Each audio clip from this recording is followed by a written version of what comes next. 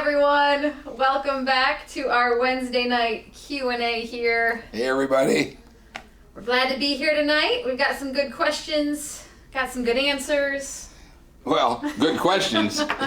Got a couple questions, yeah, and hopefully we get a few more. But yeah, this has been enjoyable. Yeah. I actually look forward to this night. Yep, been a fun little midweek break. All right, so how you guys been doing? Real good. I think the warmer, nicer weather certainly helps. Absolutely. And the fact that we've come farther in this whole pandemic thing, and we're probably more on the back end than the front end, that feels good. It's feeling like it, isn't it? It's feeling like we're maybe coming out of it a little bit. So. Yeah. Whew, yeah, that's nice. Yeah, tell me about it. Oh, man. Well, should we get going on some questions? Or? Sure, we can. All right. We can. Well, this has been asked many times, but how soon do you think we will be getting back together for church? It's like your kid. Are we there classic. yet? Yeah, Are we there yet? Yeah. That's what I feel like. Oh.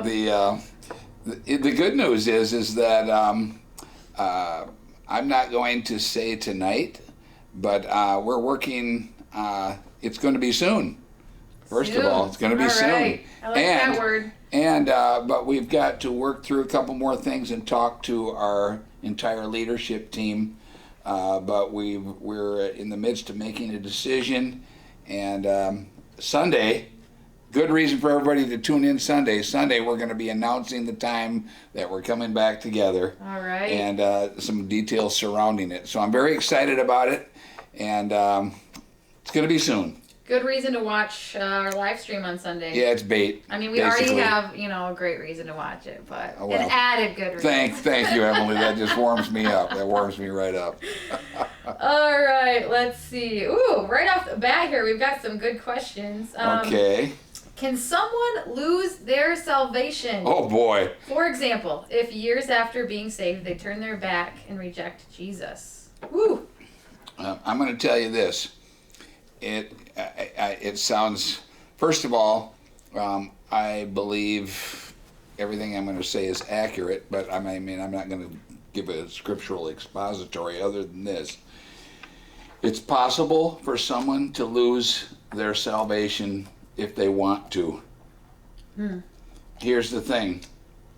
The Bible even says in Hebrews chapter 13, I think it is, but it's impossible for those who have turned their life over to Christ and they've been born again and they've been tasted the powers of the age to come, which I believe is the infilling of the Holy Spirit, that if they fall away and reject Him, to renew themselves again to repentance. I mean, if you, after all that, so here's the thing, I think a lot of people, if you're worried about falling away, I think that's good ground to be on. Yeah. If you reject Christ and you actually develop such an offense with God that you want nothing to do with Him and you renounce Him, either completely in the way that you live or actually say, you are in very dangerous ground. And I knew people like this. I knew a man who actually was a born-again Christian. There was no doubt in my mind he was a missionary in Cambodia. And when he saw the fall in Vietnam, the fall of that whole regime, and people blown to bits, and families torn apart, and everything else like that, he got so offended and said, "How could there be a God who would let this happen to people?" And he developed a tremendous offense, and he literally cursed. He would not accept Christ. His friends begged him to repent and to turn back and ask Christ for forgiveness, and he would not to his dying breath. And I knew that man, and so I know. And the Bible does also talk about letting roots of bitterness come up and defile us. And if we don't love our brother, we walk in darkness. And if we don't forgive others, God won't forgive us. So it's not you're a Christian one day, the next day you're not a Christian. Oh, now I'm doing it, so now I'm a Christian again. It's not like that. Right. But in extreme situations, a person can get so far away from God in the way that they live. There was a man, this is worth talking a little longer on. There was a man in West Michigan here who I knew very well, who had a position in the church, and in another church, not our church. And he left his wife to have a homosexual affair, and he chose an alternative lifestyle. He divorced his wife, and he told his wife this. And I know these people. I was there. And he said to her, I know I'm going to go to hell, but the pull is so strong, I'm just going to go do it anyhow. And he left his wife, and he embraced a alternative lifestyle, and he's in that today. Wow. Now here's the deal. I believe that man can turn. But if he doesn't, and he stays in a completely disconnect with God to that degree, confessing and embracing that, he's going to be lost. So I believe in eternal security in one sense, but if you want to be eternally secure, trust in Christ with all your heart, follow his leading in your thing, and stay close to God, and you'll be as secure as the day is long. You'll be eternally secure. If you make a mistake and fail, he'll forgive you 5 seconds flat, over and over again. That's right. But I tell you what, don't let your heart get so hard that you get so far away from God that you don't care anymore, and you don't care what happens to you anymore, and you find yourself renouncing your faith by either the way you live or what you say. So it's good. It said, let us be afraid, not afraid, scared, afraid like torment, but just don't go near the cliff edge, okay? Right. I mean, that's good fear. When I'm hiking, absolutely. There's a cliff edge over there. I'm not scared of falling over it. Why? I'm not going anywhere near it. Yep.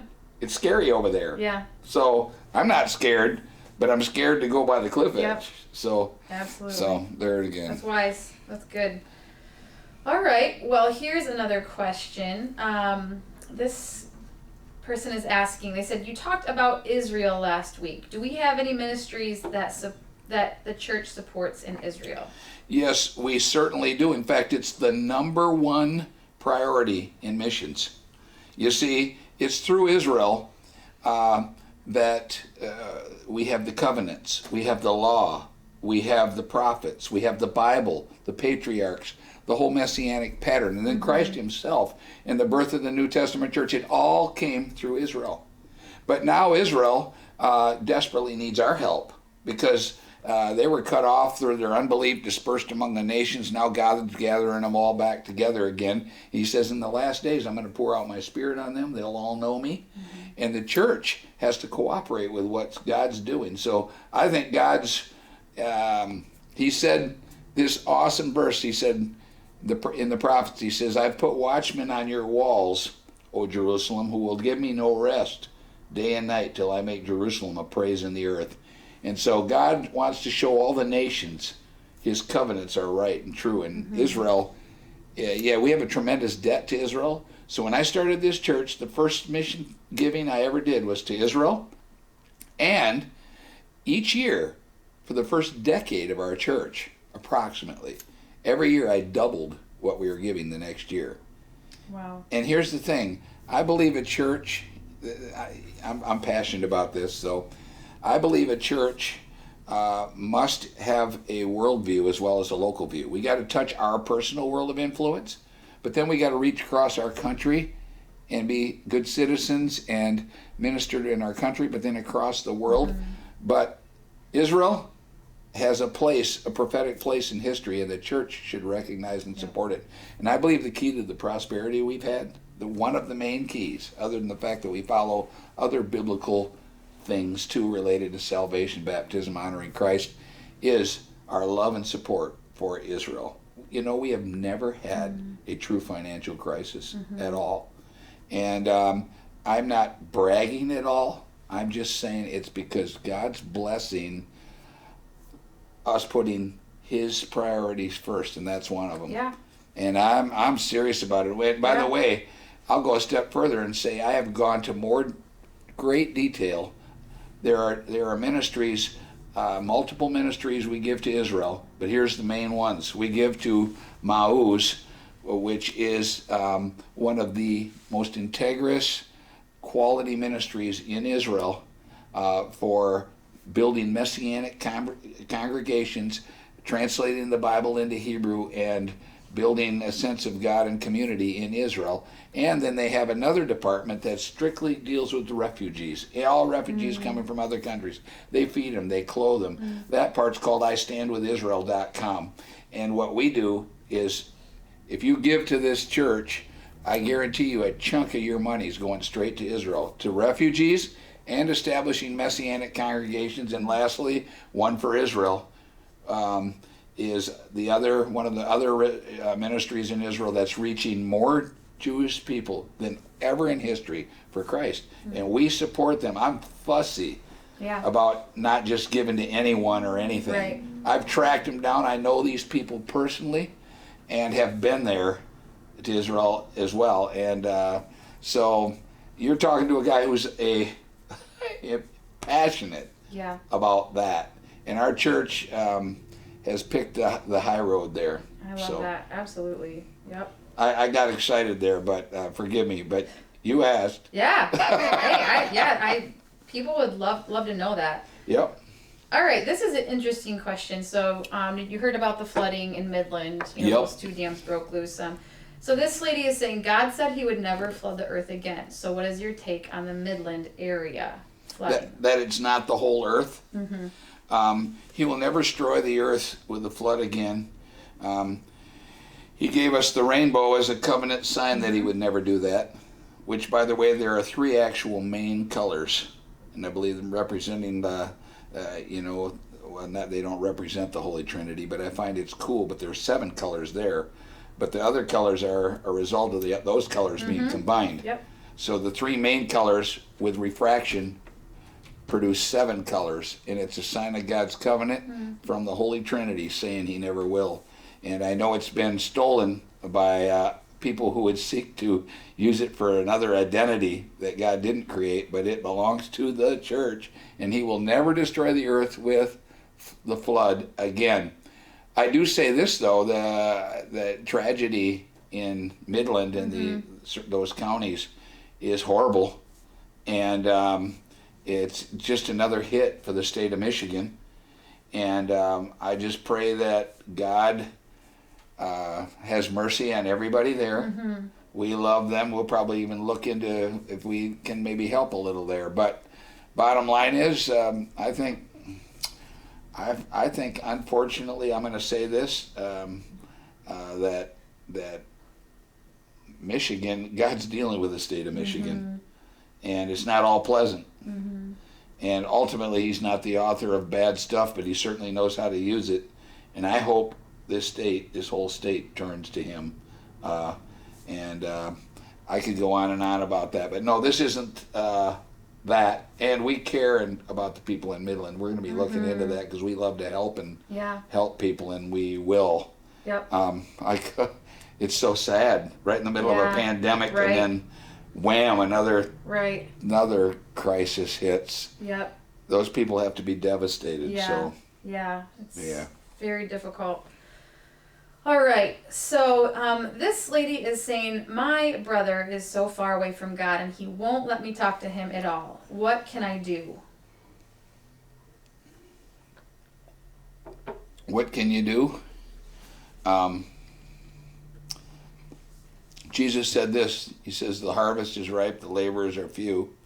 He says, but look, He says, the fields are ripe for harvest. He says, pray that the Lord of the harvest will raise up laborers to reap the harvest. And so I've been in situations before where I just couldn't get my hands on speaking to someone or ministering to somebody I desperately would. So you know what I did? I backed up and I prayed for them, and I prayed and I said, Lord, would you send someone to them to minister to them when their defenses are down to the guard, or someone that can reach them? I can't reach them. Would you please raise up somebody who can? Yep. And more than once, I've ministered to someone, and somebody came to me later and said, you know what? I couldn't talk to them. I couldn't touch them. I can't believe you just waltzed right in. Yep. They opened up to you, and you ministered to them and prayed with them. I can't believe that happened. I says, well, see, God uses different individuals at different times. So that's what I would do. Pray for someone else and pray for God to soften his heart. And those are the two things. And that's not, some people say, all we can do is pray. That's the awesome thing to do is pray. Right. But pray that God will send somebody. It's a biblical prayer to reach him. Love it. All right, here is a question. Is the real ID card everyone is told to have this year the mark of the beast? And if so, should we refrain from getting that card? You know, that's an eschatology and end time question. Yeah. On the other hand, that's some people they joke about stuff, you know, but the actual thing is, the more things like that we see with this pandemic and the rise of globalism, and you see some of the political maneuvering, and everybody's got to believe, wow, there's a whole historical shift going on. Birth pangs of the end of an age. And so I can see why people, as they see the capability that the Bible predicted literally almost 4,000 years ago, that back then it could say what it says now, that it's possible to have a global system. It's crazy. And I think that this Real ID card is just another sign of how much technology there is out there and man's ability to use it, to track and to control. I think, but I don't think it's the mark of the beast, number one. It isn't. And I'm, you know, everything I say here, it's my opinion, but I think I'm speaking intelligently. It's not the mark of the beast. Secondly, I don't believe that America will be involved in the global anti-God system at the end of this age. Everybody thinks, I know it talks about the world, but that doesn't mean everyone, because I can literally show in the Bible where Israel and Jordan escape out of the Antichrist kingdom, and he goes to war with them because they aren't buying into it, and America's in there. And now you can, Daniel 9:27, it talks about the different beasts that come out of the sea at the end time, speaking of empirical spirits and empires and nations. And the wings on a lion are mentioned in Daniel 9:27, and that's the United States, because the mouth of the lion is Great Britain, but the wings on the lion are America. You say, well, what? How's that? Because you see a little later in the chapter, it says the wings were broken off the lion and given the heart of a man and feet to stand on its own. So the wings got its own identity. In America, we know, came and broke off from Great Britain and was established. And so, get this, later on when they show the beasts during the Great Tribulation at the end of time, the wings are missing. The wings aren't in there. And so, and then we find in Revelation chapter 12, verse 14, I hope some of you find this interesting as I ramble on. This is Bunny Trail evening. That during the time of tribulation, the second half of the tribulation, when Israel was in great struggle, it says she was given the wings of the great eagle to fly into the wilderness to be protected for 3.5 years, or a time and times and a half. And so we see it's dim, but you see a picture of America as a friend of Israel right through the end of time, a friend, a comfort, and a place of safety in alliance with Israel right through that whole period of time. And mainstream Bible scholars believe this is the United States and her destiny. That said, that means we're at a critical place right now. We need a gigantic spiritual revival in this nation. But I believe even in this pandemic, as we pulled back from the World Health Organization, we've already pulled back from the UN, America is withdrawing from the global thing. It is. And this is a good thing, and it has to happen for Bible prophecy, this Bible prophecy that I just explained, to happen. How does that relate to the question? This is a national ID for the United States that's not even going to be in that system, in my theory, and in many other scholars' theories. So this is just a national thing. It's an ID thing, taking advantage of the technology we have. America's not going to yield, I believe, to that whole beastly system anyhow. And here's the one thing I can say, I'll give you a freebie. 2 things a believer should never do, and then you don't ever have to worry about the mark of the beast. Never take a mark on your body. A mark on your body that tracks an idea. Don't do that. I was gonna say, because I have a tattoo, so No, don't take a mark on your body that like a chip or a hologram or a no kidding. You know what they things like that.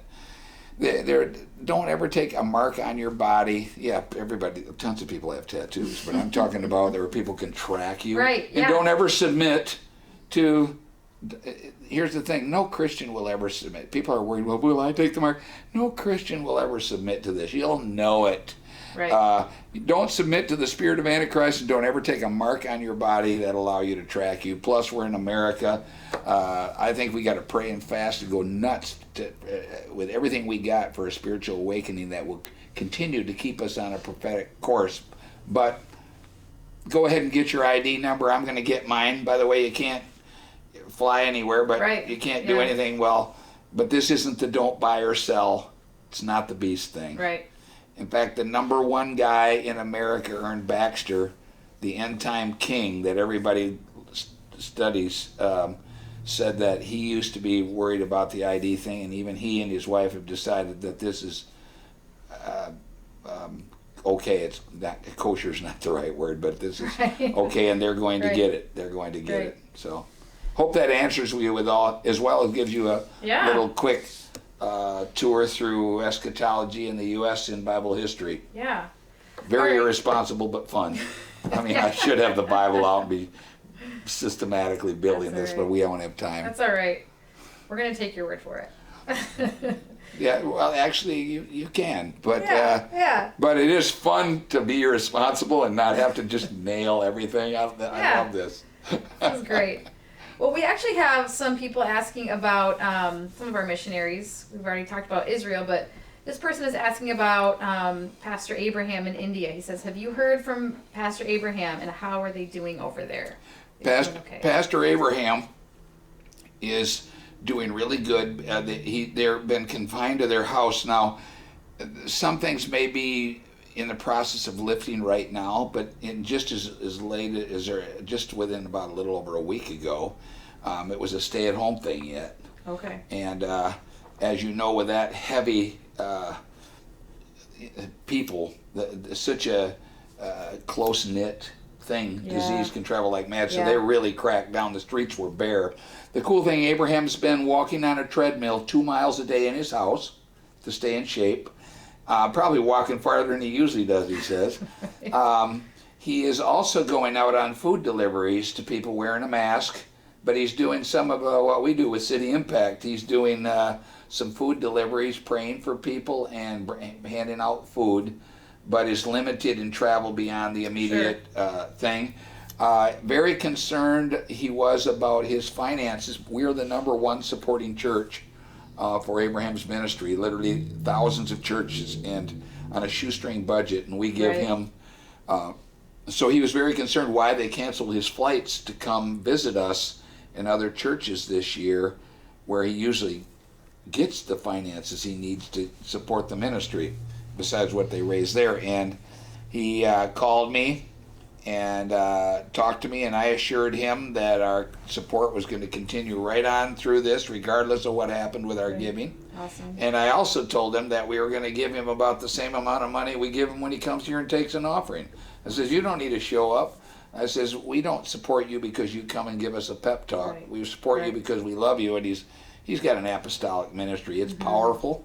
That man is actually a real shaker mover. He's changing things there, and I've been there multiple times. So we've assured him, and he was thrilled that we were going to. It just set him at great peace that we were going to completely bring it with him. He also is sending a 5-minute video thanking us and giving us a brief report as well, which we will be publishing on the website, so that people can get an update from Abraham. And that would be really good.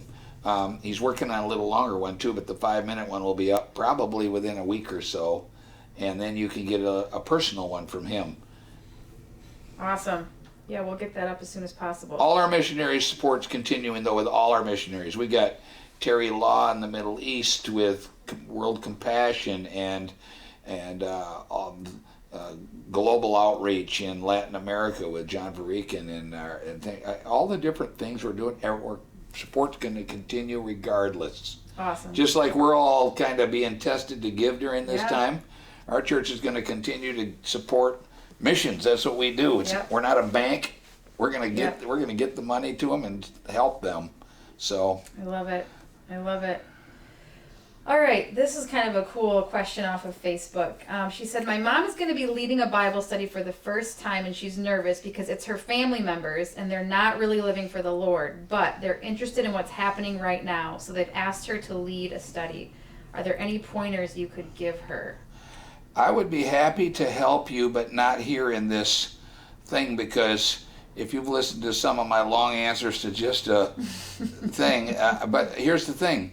There are entry points, and the first thing that I would do with them is say, if we're going to have a Bible study together, I'd be happy to do that, but could you give me the 3 main questions, each member of the group, that are on your mind as we go into this Bible study, questions you'd love to have answered. And when you get those, that will give you a very good idea for an entry point. Yeah. And in it, you need to weave the gospel so that people turn to God. But it sounds like that's all going on. I will tell you something else. If you get all those questions together and you send them to Beverly in an email, send them to the church office, she'll see that I get it, and I will give you a personal recommendation of an entry point as well as some advice and tips. Awesome. Because I live to see people grow in grace, get right with God, study this stuff. And I would say, because it's a Bible study and they're all thinking about end time stuff, it's doubly important you get a little advice. Yeah, absolutely. So I'd be happy to help you. Yep. Go ahead and follow that, and we'll we'll follow up with her because we've got her information. So good. Awesome. Be happy to do that. All right, this person says, in this week's sermon, you mentioned a great awakening. I thought there was a great falling away at the end. There is. Apostasy, great falling away, and we're actually, and we've seen whole church denominations literally embrace godless things. Yep. The great falling away, I believe, it couldn't get much worse, but it probably will get worse. But in the midst of this, there's also going to be a tremendous spiritual awakening as just untold thousands of people turn to Christ. Awesome. And the harvest, there's going to be a falling away and there's going to be a harvest. And I'm interested. I've warned people about the falling away, sticking close to God, sticking close to sound doctrine, and serving God, but also what we're focusing on is the great awakening. Right. People turning to God. Yeah. That's what we're looking forward We to. can't heal this land either, but God can. That's right. And so there's going to be both, though. I concur. And they'll both be happening somewhat at the same time. The Bible alludes to there's going to be a great falling away and a great spiritual awakening. But in America, it's the next big thing that's going to happen if God's people take this seriously. And by the way, if we don't have a spiritual awakening, we're going under. Because our nation cannot survive. Democracy doesn't even work when people aren't under God. This is a nation under God. And if we're a nation under God, and it's good people with godly values, a democracy in our Constitution will work.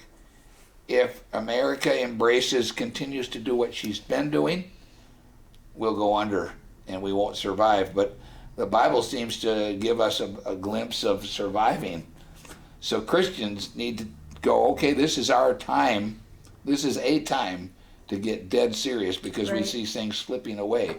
But, and so, I could go on and give analogies from Daniel. He saw that the captivity of Israel was coming near the end of the 70 years. Yeah. What did he do? He didn't go, oh, goody, it's almost over. Nope.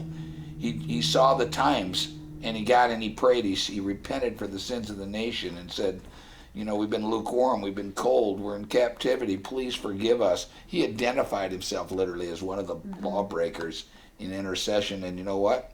He ended up in the lion's den for it, but in the end, a whole kingdom, a whole empire went down, and Israel got sent back to the promised land. So that's what we got to do. We can't just be lazy.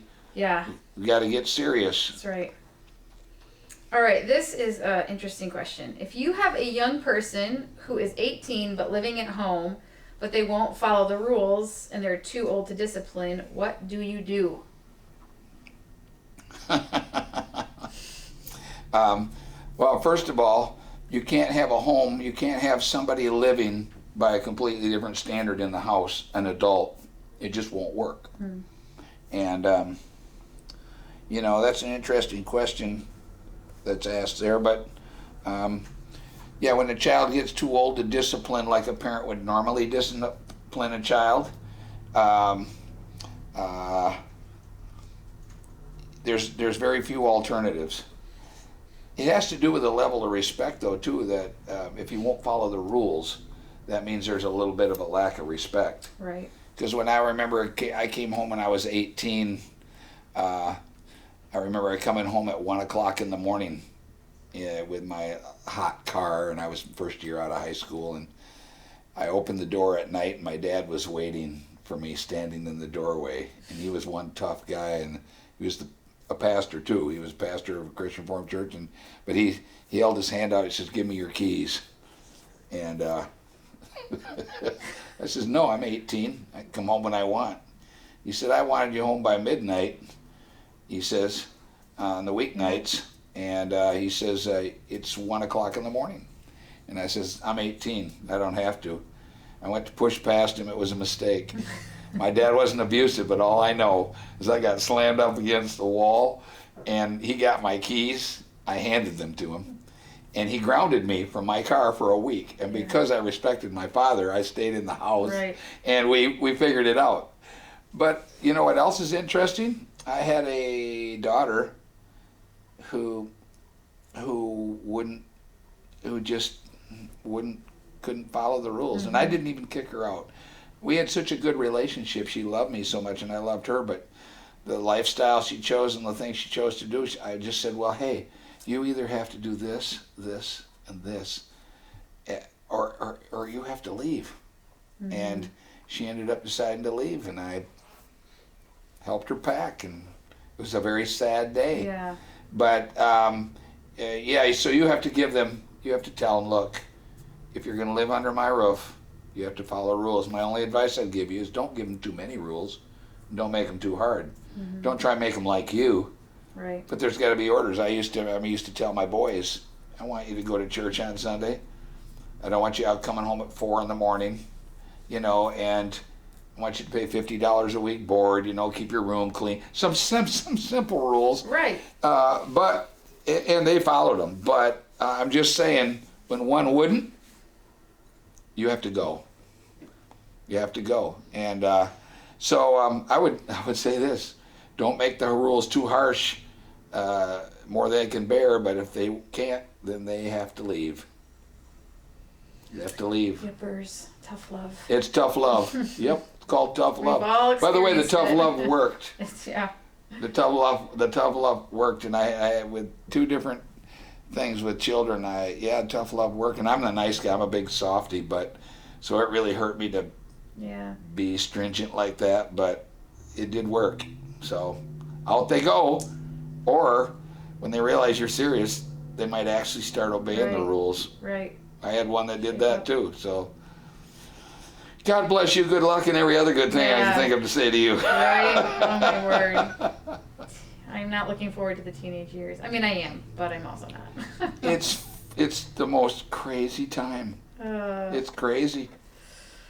Yikes. We can't even talk about it because we'll spend the rest of the time just talking about it. Yeah. Because it's fun too.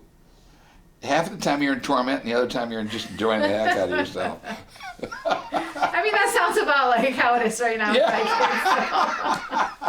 You know what else? Different set of issues, but the biggest thing I notice with the teenagers, once they hit teenage years, 13, 14 even, you no longer can treat them or control them like children. Yeah. You have to relate to them differently. But here's the thing: you start to find out the results of how you raised your child, and you're finding out the results of what you did or didn't do. Right. Oh, great. You'll be fine. My kids are my best friends. Yeah. And I love that. they're my best friends. They are. that. I love my kids. We go on vacations together. We love each other so much. And we'll squabble and fight and disagree sometimes, but best friends. Oh, I love that. All right, well, this is kind of hopping back a little bit to what we were talking about earlier, but this person is asking, doesn't Revelation say the Antichrist is only given authority over a third of the earth, or will he have influence everywhere? Well, we kind of covered that a little bit before. Yeah. A common theory is that the anti-God system, the Antichrist system, is going to be over the revived Roman Empire, a 10-nation over the European thing, and there'll be a large portion of the world, though, of nations that follow him. But there'll be a number of nations. In fact, when it says the whole world, I mean it's all over the place. Right. I only see in the Bible there's out of the 148 nations that exist right now, and I could be wrong in that number, but I know it's close. I know so many numbers, but I think it's 148. There's only 4 nations that I see escaping that are not in that coalition, that global coalition of the end time. Now, this is not, I'm not being an authority, but I'm just telling you what I see. Mm-hmm. I see Israel and Jordan and America, and I thought there was one other one. But either way, bottom line, I don't have all notes in front of me, so I'm just talking off my head. But only a few nations are listed or not in that coalition. So it's going to be a huge deal. I better not comment any further. I'll just leave it at that. Right. So nope, and it'll be far over 1/3 of the world. It'll be way more vast than that. So. Keep in mind we're talking tonight, and I'm not talking ignorantly. I know what I'm talking about, but there are theories, there's predictions, there's the way prophecy is studied, and we're study stuff. This isn't doctrine. Right. But I would say what I'm projecting and saying here tonight is accurate about the way a number of scholars believe and what the Bible does say. So. Right. It won't be ironclad till it happens, but yeah. Right. It's very interesting. Yeah. We do have some people who kind of just joined us a little bit late, and they're asking about where they can view this later. So I just want to let you guys know this will be posted on our YouTube channel, or you could go back and rewatch it on our Facebook page when we're done if you missed the first part of it, because there were some great questions and answers in there. Yeah, there was. All right, here, this person is asking, how does the Bible refer to the U.S.? What name does it go by? It doesn't. The classic, again, this was already somewhat covered earlier, but the classic identification in Bible prophecy by theologians, Bible scholars, is Daniel 9:27, and that is the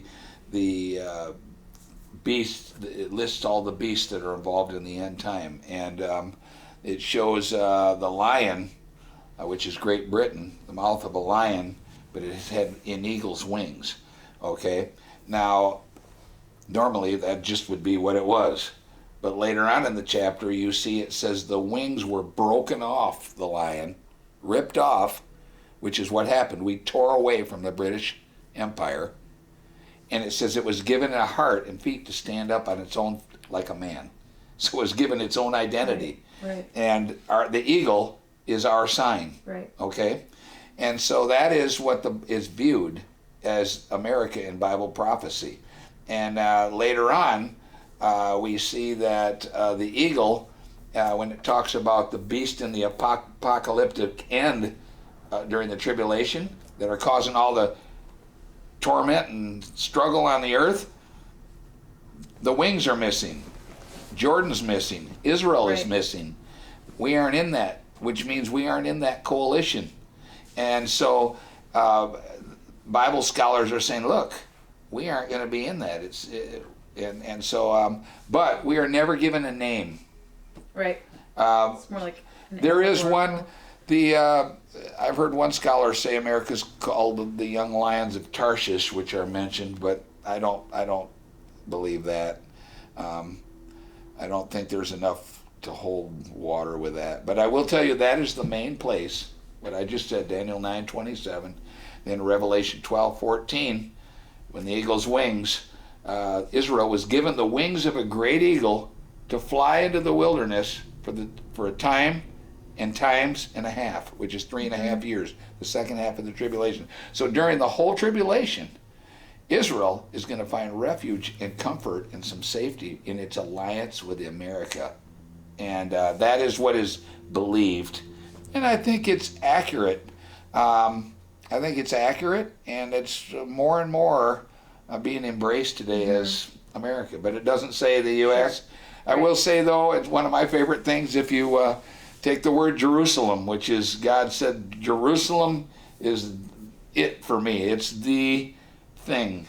It's going to be the thing. I'm going to make myself that nation of praise in the earth, so people show I keep my covenants. And the middle three letters in Jerusalem, if you can spell it, are U-S-A. Yeah. And people go, oh, that's corny. Not to me, it isn't.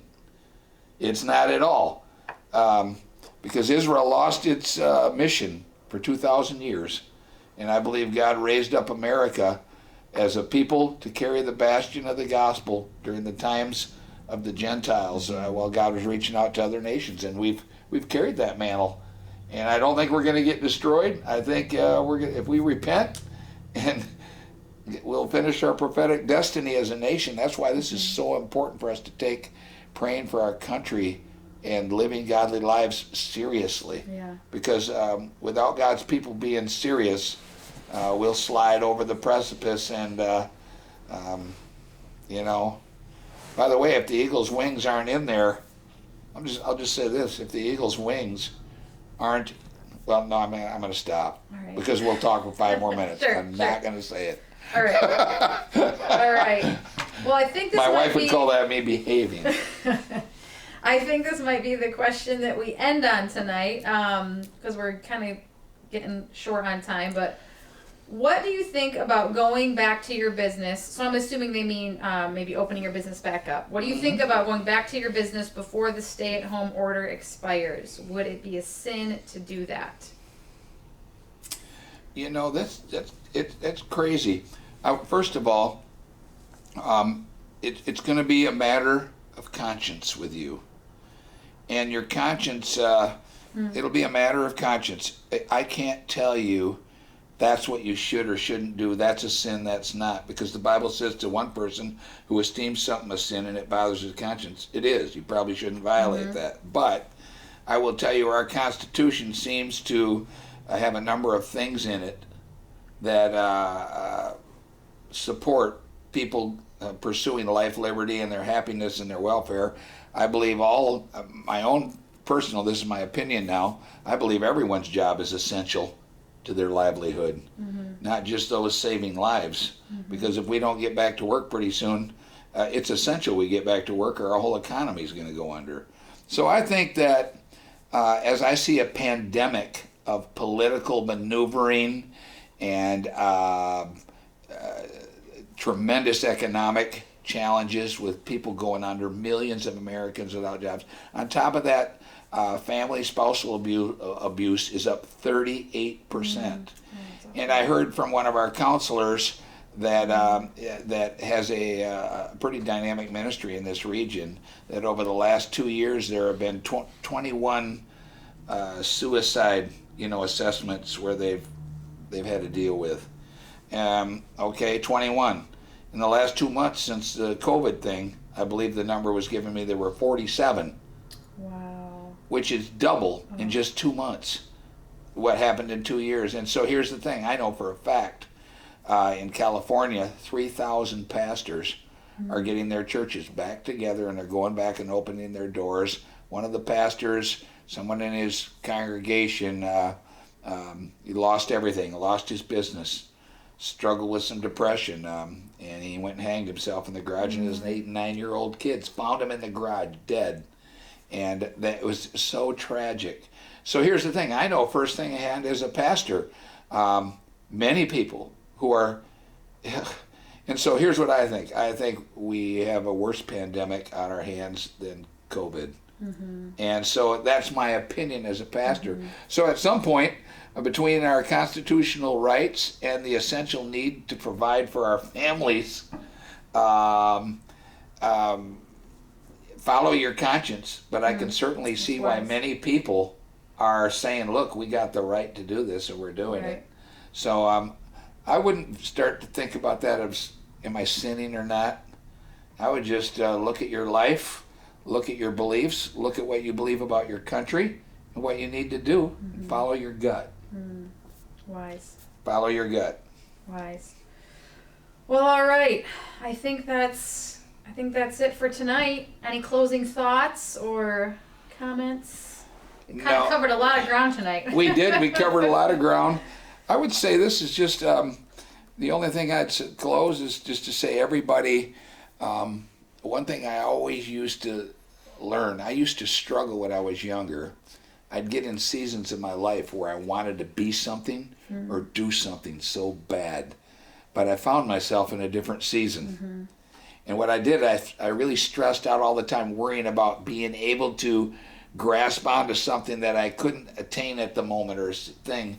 And I got in one place once so tight, though, that I remember one time in agony because I was so torn, and I just thought I heard a still small voice in me said, embrace the season you're in. And so I would say to everybody, look, embrace the season that you're in right now with your family and yourself. I mean, I know a lot of my props have been shaken up, things I was looking to for fulfillment. I didn't realize actually how distracted as a pastor I was being by the ease of life and some of the little things that if they, one by itself, no, but you add this up, this, add. I got very convicted during this time about priorities, how I was spending my time, what I looked to for fulfillment. People would think of me as a man who looks to the Lord for everything and in everything, and in one sense I do. I am a man of God, but on the other hand, God shot my feet from under me in more than one thing during this COVID thing. And you know what I had to do is I had to go, Lord, I'm going to pay attention to what you're trying to teach me here, and I'm going to change. I'm going to be a better man at the end of this thing. I'm going to be a better husband. I'm going to spend more time with my son and my family and my marriage and my church. And because everything's different, I have to think different thoughts about everything. I think this thing has been a blessing in disguise to me, my wife and son, and our church. I think I'm humbler and better by the grace of God than I was 2 months ago. Can we dig out of the economic hole? I'm sure we can with the grace of God. So embrace the season you're in. Take it seriously, and as this thing starts to wrap up pretty soon, just put the finishing touches on what you think God wants to do during this time in your life, so that we're ready to move on in a new phase of life. That's right. Ready to move on. Well, I'm looking forward to Sunday and hearing more about the possibility of us opening up. We are going to get back together. We're working with the whole team right now and communicating and talking, and I will be making an announcement Sunday. The real announcement, though, I might make the announcement. All the details on the announcement are going to be filled in by you. All right. Because Wire Girl's the one who always has the facts, as always. So you're going to be laying it all out. Awesome. Awesome. And so it's going to be good. So tune in. We're going to have a great message. I got a great message called Waving the Censer. and it's gonna be a little Bible study. It's gonna be exciting. There'll be information in there you don't know or hadn't considered, and you're gonna look at yourself, your role, and what God's saying to us right now. And so I'm excited about Sunday. Good times. All right. Well, we will see you all Sunday. We're looking forward to virtually meeting together. Thanks, Pastor Doug. It was good. Fun. I always love this. Yeah. It's great. Yeah. Thanks for all your questions, church. And we'll be in touch with you. Love you to pieces.